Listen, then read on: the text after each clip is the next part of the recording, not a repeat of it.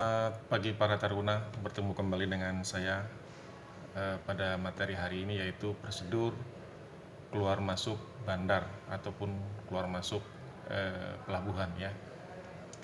Yang pertama sekali yang perlu kita persiapkan adalah pada saat kita melego jangkar ataupun casting anchor, ya kan. Pengertian daripada melego jangkar ialah menjatuhkan jangkar ke laut dan selanjutnya tertahan pada dasar laut. Bila hal ini tercapai disebut dengan berlabuh jangkar. Menggunakan sebelah jangkar disebut berlabuh satu jangkar. Nah, jadi setiap kapal itu pada saat kita mau masukin suatu pelabuhan ataupun alur pelabuhan, itu tentu terlebih dahulu kita tidak bisa langsung masuk ya, menunggu izin ataupun konfirmasi daripada pemerintah setempat ataupun pemerintah daerah setempat ataupun negara setempat. Jadi tidak bisa menyelonong masuk begitu saja, begitu kan? Itu harus mempunyai suatu izin masuk suatu pelabuhan ataupun bandar, ya.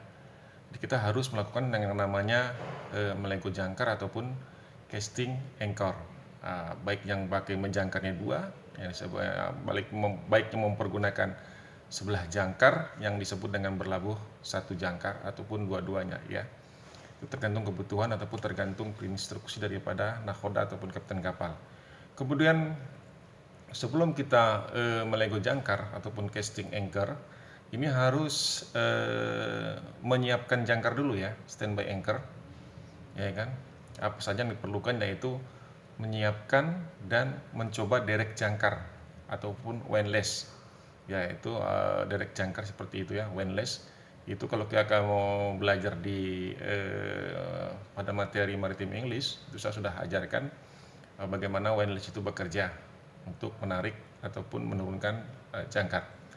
Kemudian yang berikutnya adalah memasang gigi rantai ataupun chain compressor, ya, chain compressor, dan memindahkan ataupun membuka penutup rantai.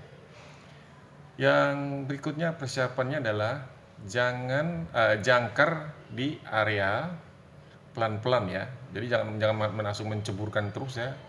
Jangkar di area, maksudnya itu diturunkan perlahan-lahan sampai di atas air dengan kekuatan derek jangkar ataupun windlass, dengan kekuatan jangkar atau windlass, dan hal ini disebut dengan cockbill ya. Cockbill ya. Jadi saya ingatkan, jangkar di area pelan-pelan sampai di atas air dengan kekuatan derek jangkar ataupun windlass. Hal ini disebut dengan cockbill. Nah, bila kedalaman air lebih daripada 40 meter, jangkar di area sampai mendekati satu segel. Nah, hal ini disebut dengan walk back. Saya ulang, ya kan? Bila kedalaman air lebih daripada 40 meter, jangkar di area sampai mendekati satu segel. Ya, satu segel ya. Hal ini disebut dengan walk back. Ya. Kalau tadi jangkar diturunkan pelan-pelan, sama dengan cockbill. Kemudian kalau sudah airnya lebih kedalamnya lebih daripada 40 meter, itu disebut dengan walk back ya. Kemudian kita geser dulu ini, foto saya digeser ya, sebentar ya. Bila digunakan jangkar tongkat ataupun stock anchor, area pelan-pelan, maksudnya area itu diulur perlahan-lahan ya, area itu diulur, dikendorkan perlahan-lahan di atas air dengan menggunakan dewi-dewi jangkar ataupun kran ataupun crane ya.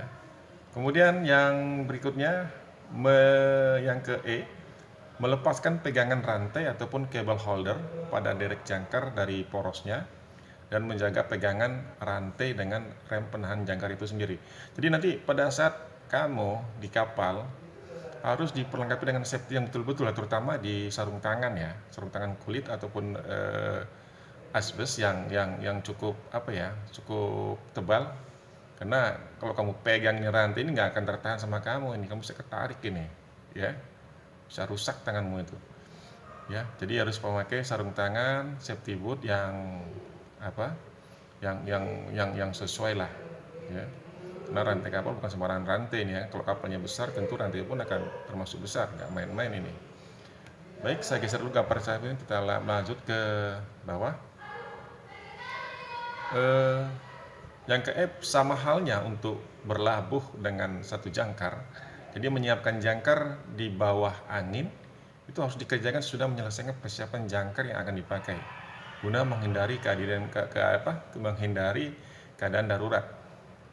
Nah, bila berlabuh dengan 2 jangkar, persiapan untuk menghibok rantai jangkar pada satu sisi harus dikerjakan sesudah kedua jangkar dilego.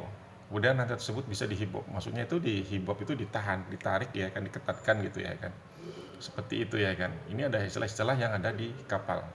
Jadi kalau diperintah kedet hibok, nah hibok jangkar katanya kan, lego jangkar, lepaskan jangkar, hibok jangkar, ditahan sedikit gitu ya kan, hibok ya kan. Kemudian menyiapkan pelampung jangkar ataupun anchors buoy bila mana perlu ya kan. Ini kalau situasinya mungkin agak berombak, kemudian angin agak kencang, arus pun kencang ya kan. Jadi harus disiapkan pelampung jangkar supaya dia tidak larat ataupun tidak terseret gitu ya kan.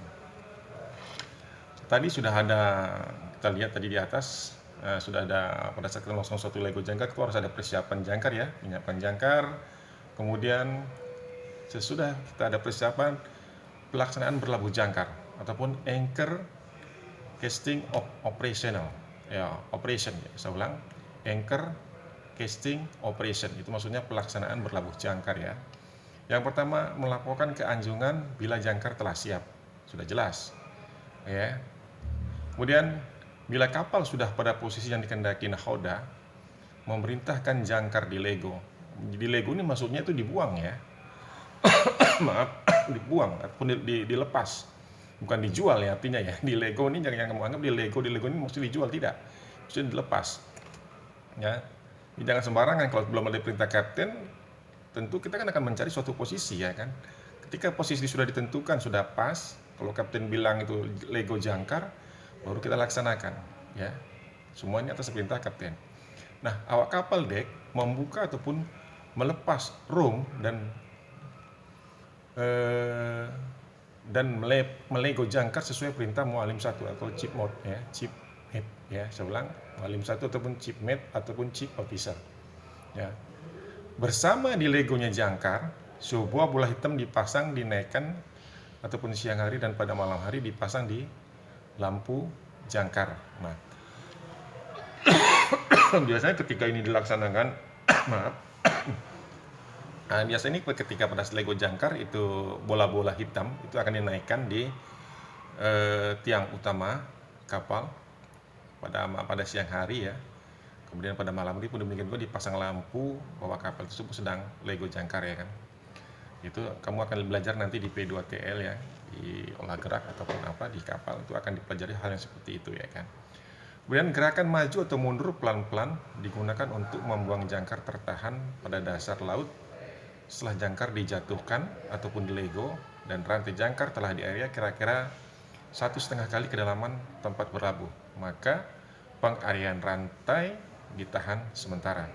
Jadi nggak langsung main tarik terus ya, karena ini kan jangkar ini sudah sangkut di dasar laut ya.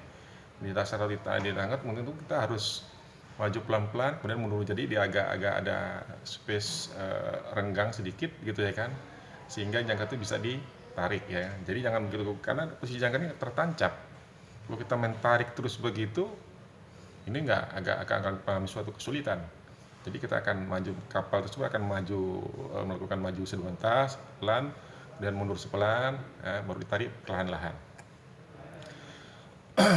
Nah, bila rantai jangkar dilego ke laut terlalu banyak sekaligus dalam satu waktu, maka akan mengakibatkannya terbelitnya jangkar atau rusaknya derek jangkar yang disebabkan terlampau beratnya rantai. Nah, dianjurkan bila mengarea rantai dengan cara dikontrol pengatur rem, area pelan-pelan. Jadi ini bukan sembarangan main-main buang semuanya habis gitu ya kan. Jadi sehingga rantai dasar laut itu berlebih gitu, bertumpuk dia. Nah, ini yang mengakibatkan rantai itu terbelit ya kan. Kemudian kerja daripada mesin penarik tadi ataupun windlass itu menjadi lebih berat ya. Kemudian mualim satunya harus melaporkan berapa segel, arah rantai, dan kencangkan kepada nahoda ataupun master itu dianjurkan. Jadi ini yang tugasnya adalah mualim 1 yang akan melaporkan ketika lego jangkar, dan ini dicatat di dalam jurnal ataupun logbook kapal. Nah, bila telah sampai pada kepanjangan rantai jangkar yang ditentukan, kencangkan rem, Ya, bila jangkar telah makan, rantai rantai mengencang ataupun kencang sekali, kapal lurus ke depan, kemudian rantai mulai mengendor.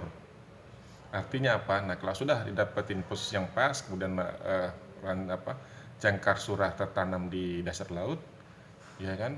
Kemudian rantai mulai dikendorkan karena ini kapal yang ketika lego ini akan berputar, nanti kenapa kena arus ataupun angin akan berputar, berpaku kepada jangkar tadi ya.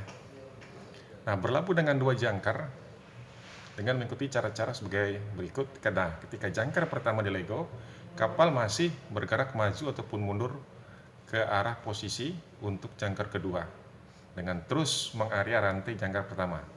Nah, pada posisi yang diminta, jangkar kedua itu di lego dan rantai jangkar kedua di area sementara itu rantai jangkar pertama itu dihibok. Nah, jadi yang pertama itu dibuang di lego, kemudian jangkar kedua itu disesuaikan dengan posisinya. Kalau sudah pas, itu yang pertama memang dihibok atau itu digantung sedikit ya kan, baru dilepaskan. Itu dengan metode dua jangkar. Nah, pada saat perintah dari anjungan untuk selesai depan, maka rem dikencangkan dengan seksama dan penahan rantai itu dipasang. Itu nanti ada di windlass-nya, itu ada di rantai pengencangan rantai, itu ada di kapal ya pengaturannya ya. Biasa ini pelepasan jangkar ini dilakukan pada haluan, kemudian ada juga yang dilaksanakan di buritan, melakukan dua jangkar. Tapi lebih cenderung orang biasanya cuma satu jangkar saja ya kan, di depan dua-duanya. Ya, oke. Lanjut, hal-hal yang perlu diperhatikan waktu akan berlabuh ya. Question for anchorage operation ya. Nah, bila jangkar dengan cara cockbill, sementara kapal berputar cepat, maka jangkar akan memukul bagian dari kulit kapal. Dalam hal ini jangkar-jangkar sebaliknya di area sampai sedikit di bawah permukaan air untuk kemudian di lego. Jadi ini kita lihat arus dulu ya kan, arusnya kencang ataupun anginnya kencang atau bagaimana, itu karena ini berpengaruh. Makanya ketika kita mau melego jangkar, itu jangkarnya itu harus dilego dulu, maksudnya digantung sementara gitu ya, sebelum dilakukan pelepasan jangkar tersebut ke dasar laut ya. Kalau enggak nanti ini akan mengakibatkan membentur daripada kulit kapal atau dinding kapal ya. Maaf. Sementara pelaksanaan berlabuh ini, pekerjaan dijaga untuk menjauhi sekitar depan derek jangkar, dan di mana rantainya jangkar bergerak ini harus hati-hati karena ada beberapa kejadian itu rantai yang putus hingga memukul daripada kru ataupun ABK yang sedang melaksanakan tugas yang tidak berhati-hati ya, dia berada dekat dengan windlass. Nah, ketika jangkar itu dilepas, maka itu akan mempunyai suatu kecepatan yang sangat tinggi, dan kadang-kadang kalaupun memang rantai itu tidak terawat atau belum berkarat, dia akan mengeluarkan percikan-percikan api ya. Harus berhati-hati, terutama untuk para taruna yang pertama kali di kapal ya. Ketika itu katakan lego, katanya kapten ataupun mualim satu, harus cepat-cepat kalian menghindar karena itu kecepatan rantai yang dibuang ke dasar laut itu begitu demikian cepat ya. Oke, kemudian ketika kapal larat ataupun rimban,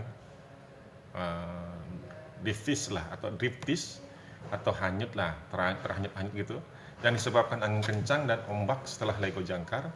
Nah, untuk mengatasi hal ataupun kekuatan ini digunakan salah satu ataupun keduanya dengan menggunakan mesin atau memperpanjang rantai jangkar. Kalau terlampau bertumpuk dia menyebabkan rantai itu berbelit dan rusak. Tapi kalau ketika ini ada air agak kencang ataupun arus air agak kencang dan serta ada angin kencang, itu maka rantainya agak dipanjangkan sedikit ya kan, untuk supaya jadi kalaupun dia maju mundur ataupun berputar, dia masih bisa ada area bergerak di sekitar tersebut, masih tetap posisi aman. Nah, bila rantai jangkar di area sepertinya segelnya penyambung rantai ataupun joining shackle akan ditempatkan dekat derek jangkar agar memungkinkan bebas ataupun terhindar daripada jangkar ya. Jadi bila rantai jangkar di area, seperlunya segel penyambung rantai ataupun joining of shacklet akan ditempatkan dekat derek jangkar agar memungkinkan bebas ataupun terhindar daripada jangkar ya. Kemudian Nah, tugas dari materi di atas coba kamu simpulkan dan catat pada catatan masing-masing, kemudian diserahkan hasilnya kepada saya dikirimkan kepada dikirim kepada saya di Classroom.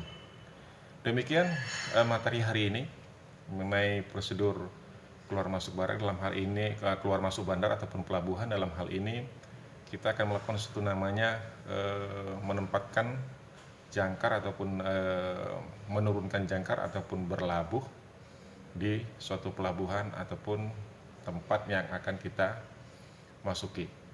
Semoga ini bermanfaat. Selamat pagi. Sampai ketemu lagi pada video berikutnya. Silakan jangan lupa dengan tugas kalian buat suatu kesimpulan, dicatat dalam buku catatan, kemudian dikirimkan ke Classroom. Terima kasih. Selamat pagi. Sampai ketemu lagi pada video berikutnya. Salam.